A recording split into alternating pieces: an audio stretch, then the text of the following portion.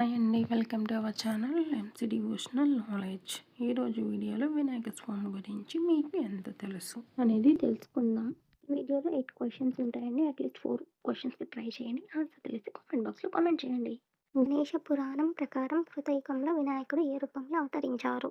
Option A మయూరేశ్వరుడు, option A Mahotkata వినాయకుడు, option C గజాననుడు, option D Dhumraketu. గణేశుడి అవతారాలలో వికట రూపం ఏ అసురుడిని వధించడానికి ఉద్దేశించబడింది?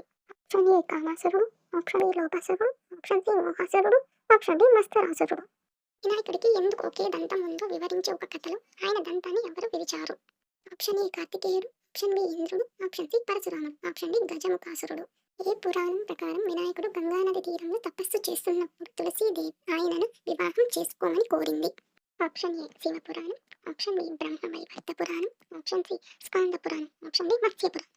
కలియుగంలో వినాయకుడు ఏ పేరుతో అవతరిస్తారని పురాణాలు చెబుతున్నాయి? ఆప్షన్ ఏ విఘ్నరాజు, option B Balaganapati, option C Dhumraketu, option D Shakti Ganapati. వినాయకుడికి వాహనంగా ఉన్న మూషికం నిజానికి పూర్వజన్మలో ఎవరు? పురాణ గాథల ప్రకారం ఆప్షన్ ఏ ఒక గంధర్వుడు, ఆప్షన్ బి గజముఖాసురుడు, ఆప్షన్ సి ఒక దేవదూత, ఆప్షన్ డి యమధర్మరాజు వాహనం. వినాయకుని ఏ అవతారం నెమలిని వాహనంగా కలిగి ఉంటుంది? ఆప్షన్ ఏ గజాననుడు, ఆప్షన్ బి వినాయకుడు, ఆప్షన్ సి మయూరేశ్వరుడు, ఆప్షన్ డి లంబోదరుడు. మహాభారతాన్ని వ్యాస మహర్షి చెబుతుంటే వినాయకుడు రాశారు. అయితే వారు పెట్టుకున్న నిబంధన ఏమిటి? ఆప్షన్ ఏ వినాయకుడు ఆహారం తీసుకోకూడదు, ఆప్షన్ బి వ్యాసుడు కళ్ళు మూసుకోవాలి, ఆప్షన్ సి వ్యాసుడు చెప్పడం ఆపకూడదు, వినాయకుడు అర్థం చేసుకోకుండా రాయకూడదు, ఆప్షన్ డి రాత ముగిసే వరకు ఇద్దరు మాట్లాడకూడదు.